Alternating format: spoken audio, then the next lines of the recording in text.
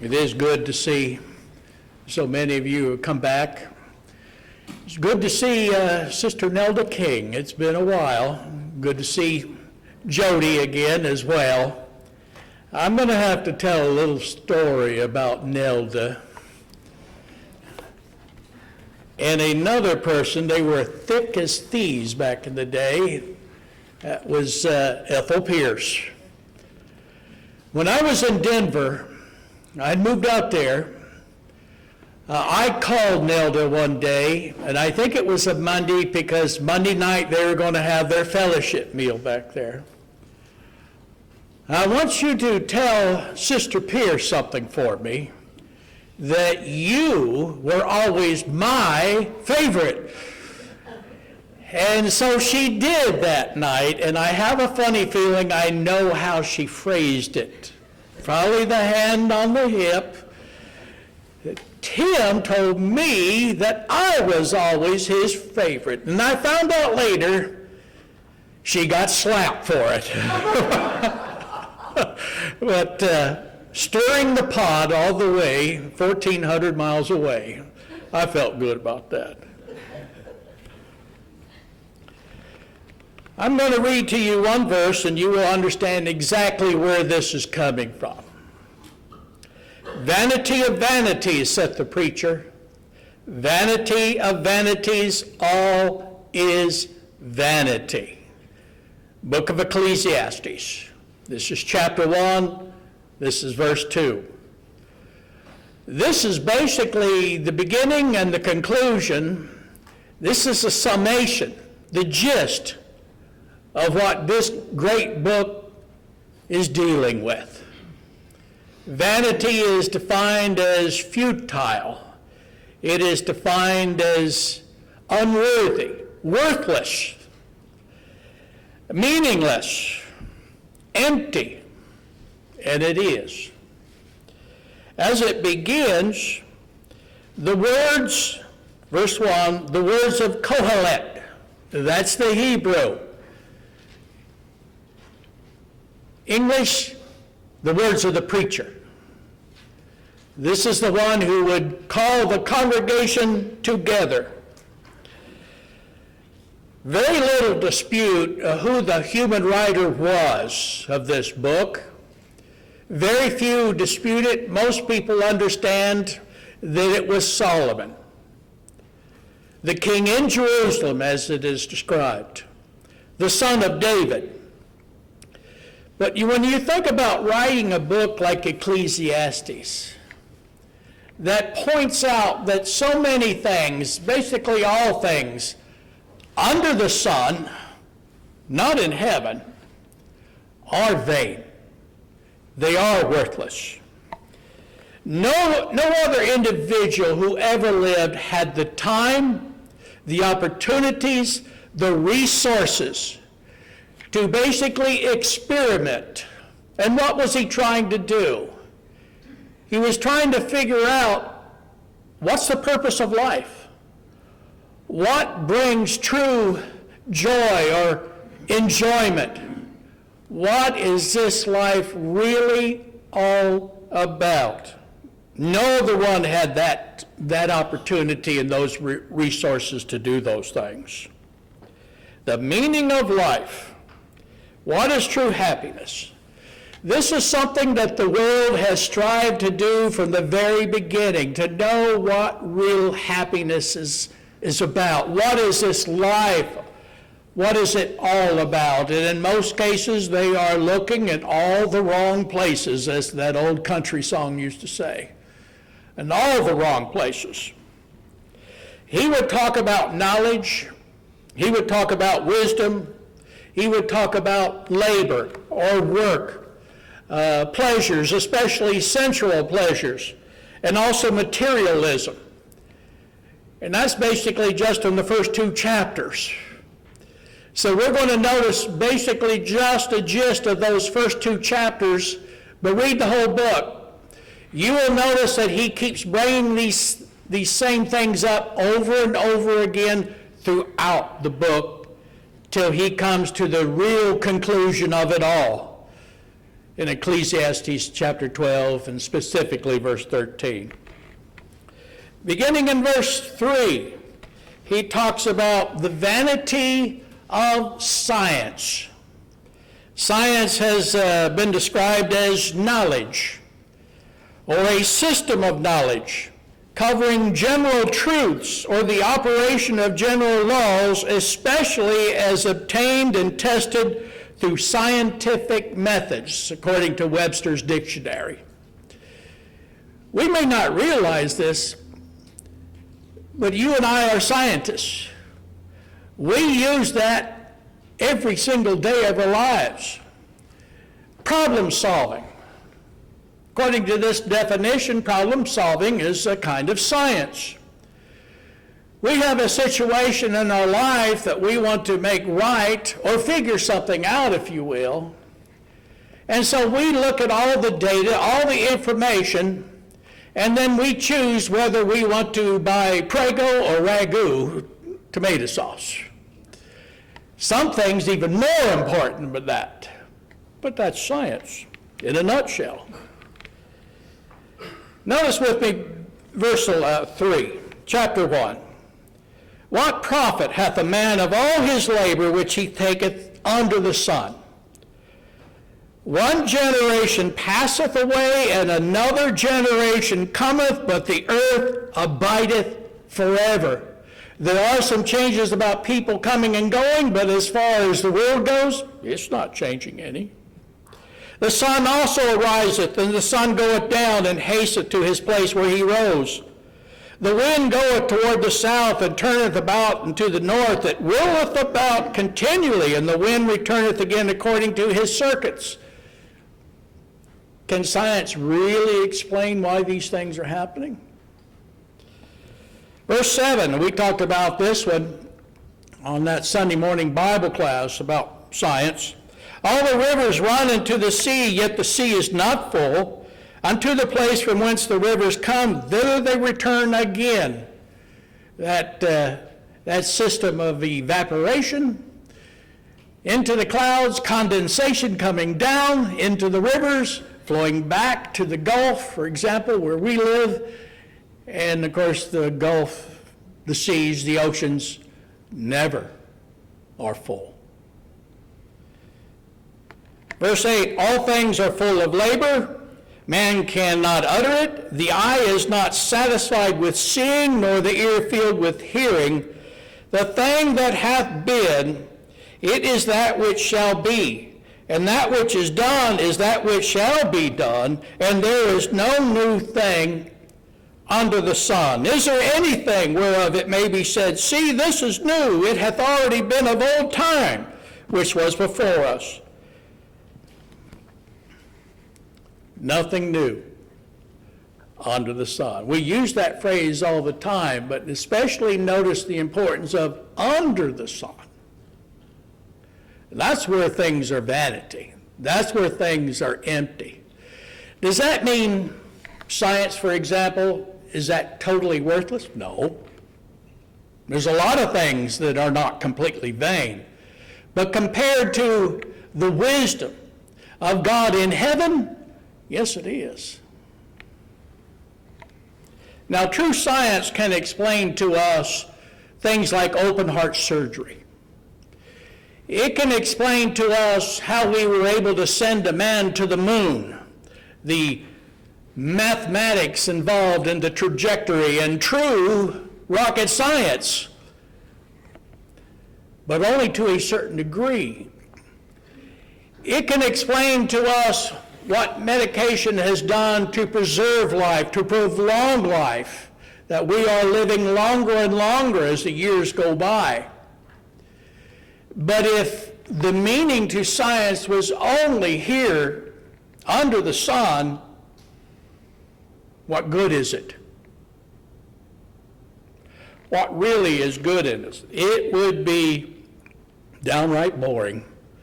It would be futile. It can't show the rewards of labor in itself. It can't show the rewards of adding things, our treasures, in heaven, which is not vain, it's not futile. And it can't really point out the dangers of adding our treasures up here on earth, which is vain. That is futile. In 1 Corinthians 15:58, we're basically told what true science or what true knowledge is. Therefore, my beloved brethren, be ye steadfast, unmovable, always abounding in the work of the Lord, for as much as ye know that your labor is not in vain in the Lord. Our work for him, here underneath the sun, here on earth, that is worthwhile. That's not empty or futile. That's not meaningless. That is meaningful. So Solomon would go on and experiment with so many of these things, and he would, I think by chapter 2, you can start to understand he's getting the picture of it all himself. Remember, not just the richest, but the wisest man. Science at this, especially this period of time, could not tell why the sun rose and the sun set, why the wind blew, why the rivers continued to run into the sea, but they were never full. And if that's the only answer we have is what science presents, we're in trouble. God was the answer behind all of these things. He is the one who gave real meaning to the lives that people live, or they're supposed to live anyway, to be faithful to him. That's the point. Real purpose for living our lives. Well, if you didn't have any godly purpose to your life, you wouldn't be back here this evening, this afternoon, whenever. Be ye holy, for I am holy. That's what he wants from us, to live holy lives, holy examples in a very dark world. This is found in 1 Peter 1:16. This godly purpose that we're living here on earth, it does have rewards.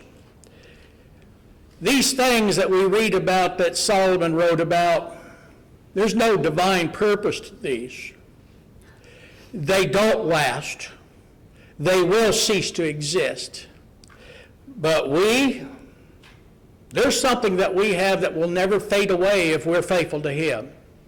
An inheritance, incorruptible, undefiled, and that fadeth not away, reserved in heaven for you, for us. 1 Peter 1, verse 4. So we have a purpose in this life, and it's a godly purpose. We understand that godliness is profitable unto all things, having promise of the life that now is, and of that which is to come, 1 Timothy 4:8. So we have the reward of living a good, godly life now, the rewards that come with it in the here and now, but after this life is over, we have the rewards of eternal life in heaven. Our purpose in this life, and Solomon come to realize, was to be obedient. If ye love me, keep my commandments, John 14:15. Prove it to me, in other words. And it's only through this God-like purpose that God has given to us, and to all mankind who want to accept it and be obedient to it, will we ever find and have that peace of God which passeth all understanding. Philippians 4, verse 7.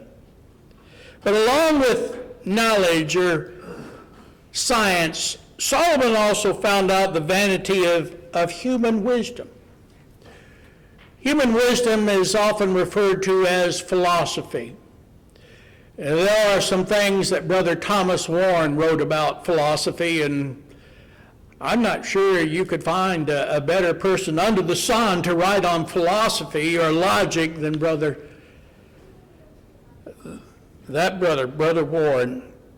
He also mentioned we use philosophy all the time to reason logically, What is right? What is wrong? What is ethical? What is not?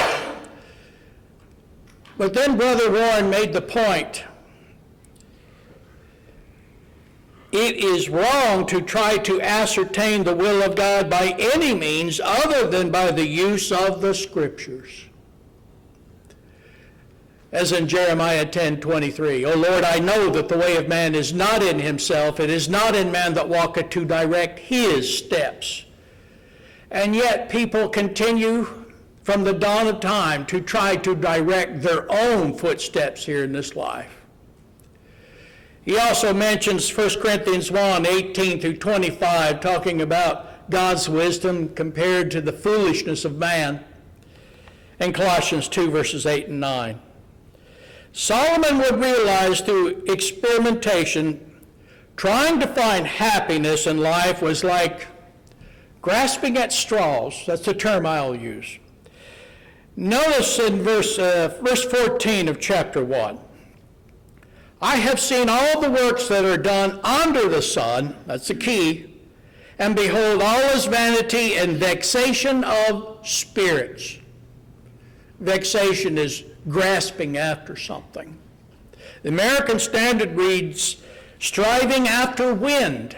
The New King James Version, grasping for the winds. This past week, getting into springtime, out west, the winds really start to pick up. This past week, they started to pick up here in town. With it being rather windy, did you ever even think about going outside and trying to grasp and hold on to the wind?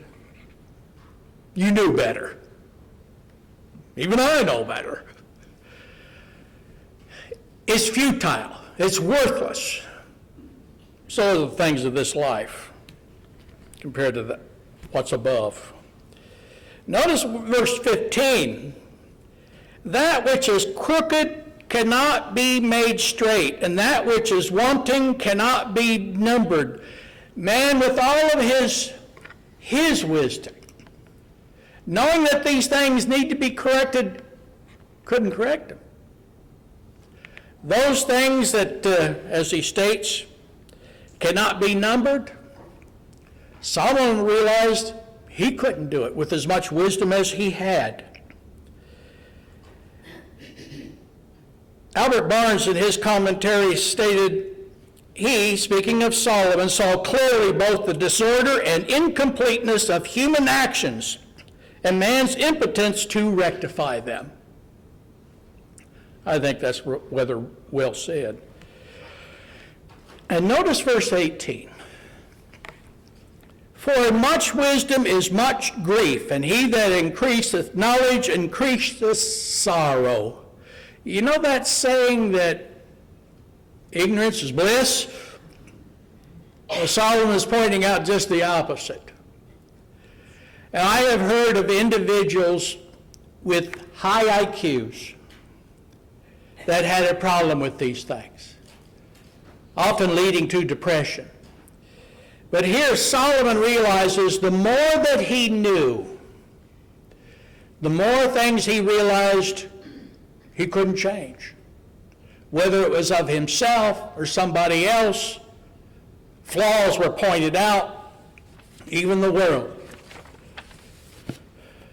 The more he knew, the more flaws were pointed out. The more one knows, the more difficulties increase, and the more concerns an individual has. There is a knowledge that we should pursue after. And it's good to have science, per se, true science. It's good to have a knowledge of that. It's good to have a knowledge of human wisdom or philosophy. But there's a knowledge that's even more important than that. And Solomon wrote about that in Proverbs chapter 1, verse 7. The fear of the Lord is the beginning of knowledge, but fools despise wisdom and instruction. Having the proper reverence, the proper respect toward God, that's the beginning of true knowledge, godly knowledge. that will lead us to salvation. That's what's important. Of course, he talks about, in the next chapter, starting in verse 1 and following, he talks about earthly pleasures. Someone defined this part as self-indulgence. Well, he gave himself to earthly pleasures. He gave himself to self-indulgence. Well, maybe this is what's going to make me happy. Maybe this is what is worthwhile in this life.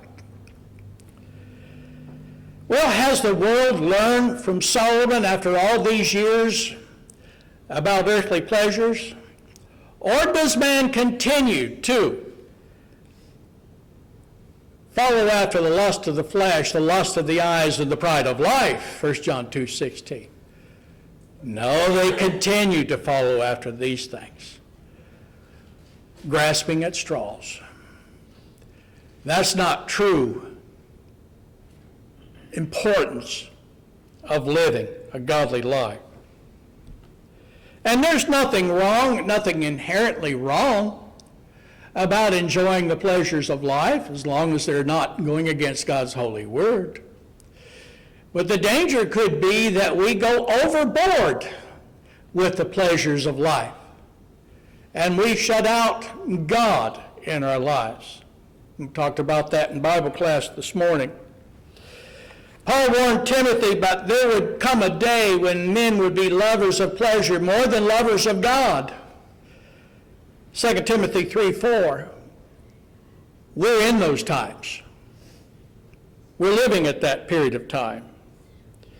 Verse 2, he talks about laughter. I said of laughter, is it mad, and of mirth, what doeth it? What is the point of mirth or laughter? Does it prove that one is truly happy, truly fulfilled? Laughter by itself? No, it doesn't.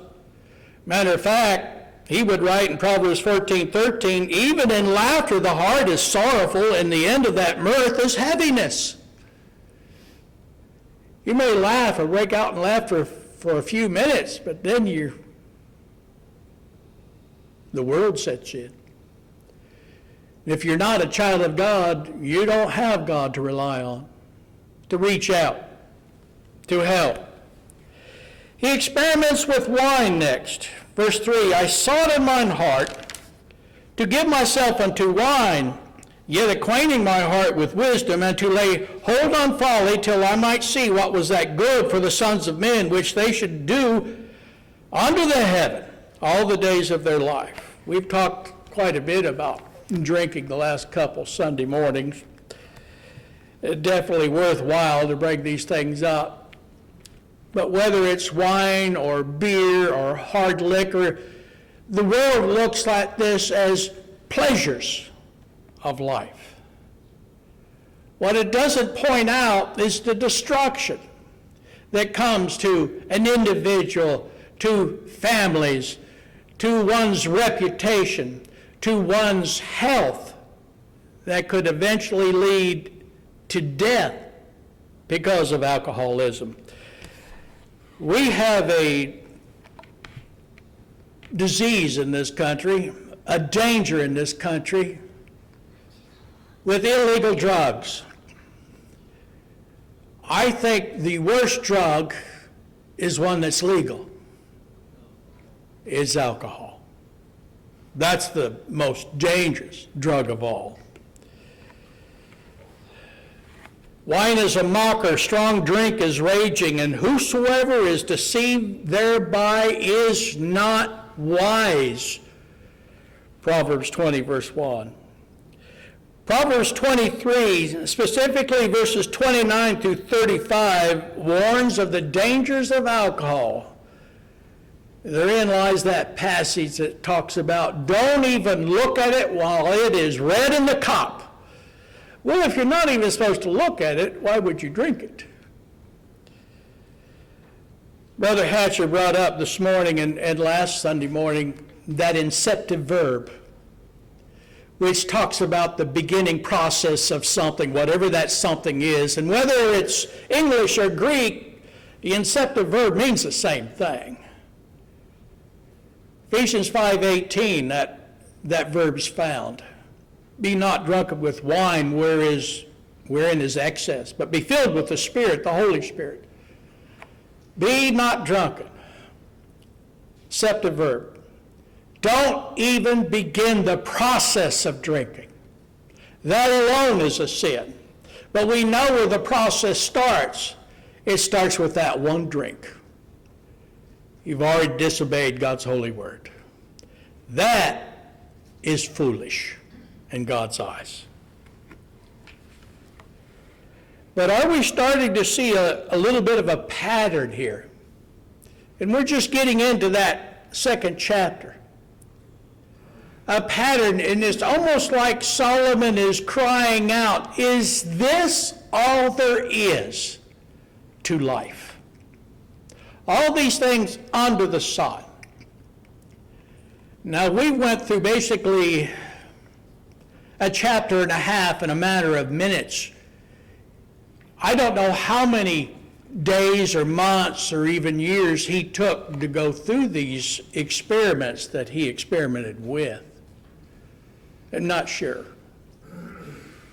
But here's the individual who could come to the conclusion, and this is why God had him write these things down. But these are God's words. Verse 10. Well, before we get there, say a few other things. Well, let's go back to verse 12 and following, chapter 2. He switches gears a little bit here, and he's starting to talk about material possessions. Now, he talks about all of these things a number of times in these two chapters, and he will continue to talk about these things as he goes through the book of Ecclesiastes. But no one had the tools. No one had the resources. No one had the riches. No one had the wisdom. No one had the time to experiment with all these things that were underneath the sun, like Solomon did. The richest man to ever live. We think of someone like Bill Gates. Compared to Solomon, he would be a beggar, according to Solomon's wealth. And if you truly want to find out how wealthy he was, you won't find it in this book. You'll have to turn to 1 Kings, and specifically 1 Kings chapter 10, that speaks about the wealth. Gives a little summation of how wealthy he was, how wealthy the country was. It mentions how the Queen of Sheba, when she came to visit, left a massive amount of gold with him and spices. We know that his navy brought gold and precious stones and spices from Arabia. It was written that there were 666 talents of gold that were brought to him every single year. Some have surmised, you take this with a grain of salt, that 666 talents of gold today would be worth somewhere around $20 million. That was every year. He had this throne, was made out of ivory, and then it was covered in gold. His drinking vessels were made out of gold. There was so much silver that he could get his hands on. So much silver that it was just about worthless. Silver on the ground like we think of rocks being on the ground today. That's how much silver there was. And verse 10 mentions that whatever he desired, he had. He did not hold anything back from himself. And yet, it was not enough. In chapter 5, verse 10, we read, "He that loveth silver shall not be satisfied with silver, nor that he loveth abundance with increase. This is also vanity." You ever hear of someone who states that when they make 6 figures, they'll be happy with that? Are they? No. They want more. I heard one brother one time says, when I make $1 million, I'm going to do this or I'm going to do that. It never stops at that. Even if a person makes $1 million, they want $2 million. And then it continues. There's a passage, a verse in chapter 5 I wanted us to read as well. Verse 12. It talks about the sleep of a laboring man is sweet. The one who works for a living is sweet, whether he eat little or much, but the abundance of the rich will not suffer him to sleep. He's always thinking, laying in bed, eyes open, looking at that sealed ceiling. It won't give him any rest. While the poor man who labors for a living can lay down his head and have a peaceful sleep. Here's a man who had more wealth than many kingdoms put together had. Many of the kings of these kingdoms, he had more wealth than they did. And yet, and this is where he realizes this is vanity, it's all going to be left to somebody else. And how are they going to use all the work that he put into it?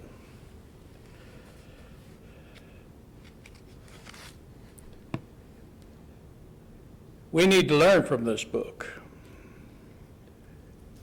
We need to learn that the abundance of things is not the most important thing. And I know we know that. It's not even close to being the most important thing in our lives. More wealth than anybody who ever had. And he realized at the end it wasn't going to do him any good. Verse 16 points something out I found interesting. It's between the rich or the poor, between the wise or the foolish. For there is no remembrance of the wise more than of the fool forever, seeing that which now is in the days to come shall all be forgotten. How dieth the wise man as the fool? Whether you lived a wise life or a foolish one, whether you are rich or whether you're poor, you're all going to die.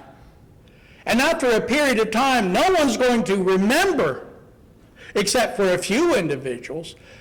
Most are not going to remember the countless millions and millions of people who died foolish or rich. Not going to know it. They're not going to remember it. The vanity of human labor, he also speaks of. Notice with me verse 18.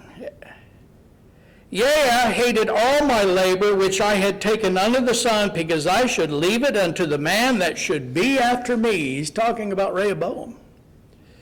But in verse 19 he goes on, and who knoweth whether he shall be a wise man or a fool? Yet shall he have rule over all my labor, wherein I have labored, and wherein I have showed myself wise under the sun. This is also vanity. It was all vanity. We live in a world where material possessions are at the zenith. He who dies with all the toys wins. Well, you're still dead. That's not going to help you in the next life. But even Christians can be consumed with this, having more, not being happy or thankful for what we do have.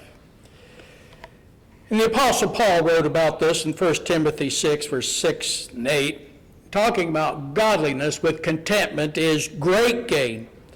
For we brought nothing into this world, and it is certain we can carry nothing out. And having food and raiment, let us be therewith content. Be thankful for what we do have. Don't dwell on the things that we do not have, but be grateful. And last, skipping over a number of chapters to chapter 12. I hope you read this book again. I know you read it before. But these things that we just addressed in the first two chapters continues to be addressed in different ways with more conviction about it being vanity in the rest of these chapters. After all his experimenting are concluded, he realized what life is really all about, what brings joy, what brings true contentment, real meaning to it. And it wasn't science, it wasn't worldly wisdom, it wasn't even labor and the things that it would bring to us. Remember, he didn't hold anything back to himself. It wasn't riches. It's not glory. It's putting God first in our lives. Matthew 6:33. And he explains this, or tries to explain this to his son. Verse 1, chapter 12, remember now thy Creator in the days of thy youth, while the evil days come not, nor the years draw nigh, when thou shalt say, I have no pleasure in them.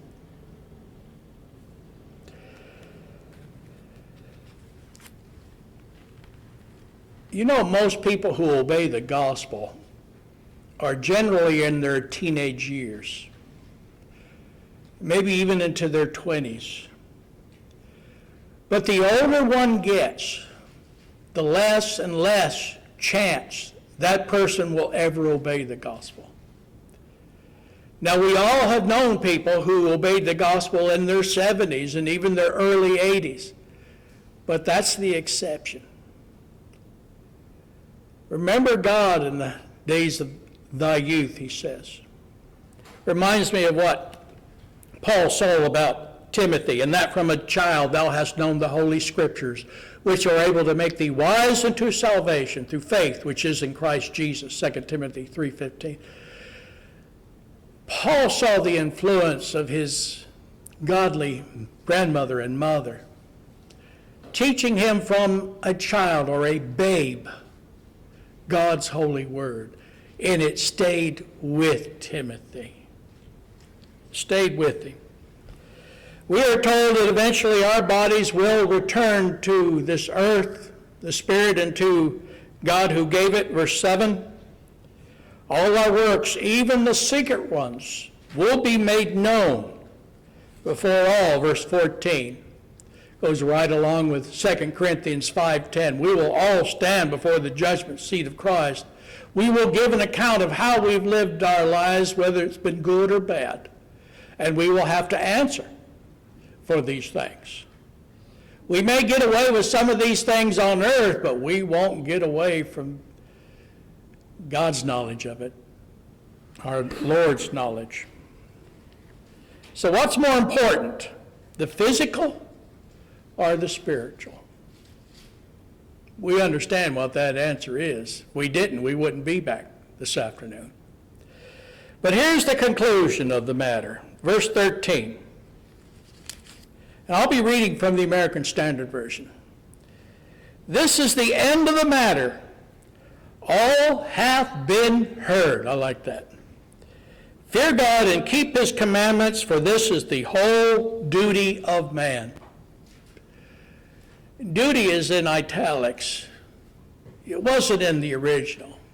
Honestly, I wish they'd left it out, because I think it does a disservice.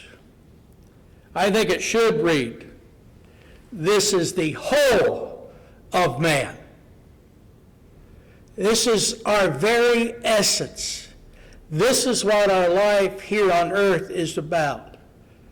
To fear God. Keep his commandments. Being obedient to him. Everything is secondary. He is to come first in our lives. So what is the conclusion of the matter in our own lives? Are we fearing God? Are we keeping His commandments? Do we realize the treasures that are up in heaven compared to the treasures under the sun that do not provide?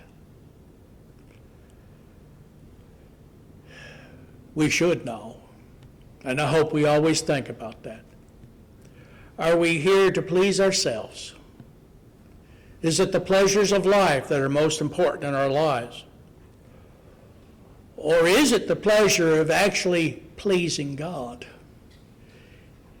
We should have the attitude that David did. I was glad when they said unto me, let us go into the house of the Lord. Do we feel that way on Sunday mornings? We're glad to be here. We're glad to have the fellowship that Christians have. A fellowship in worshiping Him in spirit and in truth. The bond that is enforced by those things. That's the essence of life. That's fearing God and keeping His commandments. I know if we don't get that right in this life, folks, it's going to be too late. There won't be any in the next. There's no second chances. Not at all. Are we faithful? You not obeyed the gospel?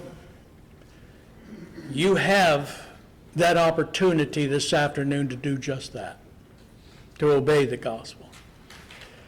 All of those of us who have done that, we remember standing up and giving the good confession that we believe that Jesus is the Christ, the Son of the living God. We can remember being baptized and all the sins that we committed were completely washed away. Slate, wiped clean. That's a wonderful feeling. I know some people believe that God could never forgive me of what I've done. Yes, He can. You don't realize the power of His Son's blood. And for those of us who are children of God, if we have sinned, if we have fallen away, if it's private, go to God privately in prayer. If we sin against an individual, go to them. If it is of a public nature. And if you need the prayers of the church on your behalf, why would you leave the building this afternoon to go home, still unprepared to meet your God? If that's your need, we pray that you will come forward. Let's all stand and sing.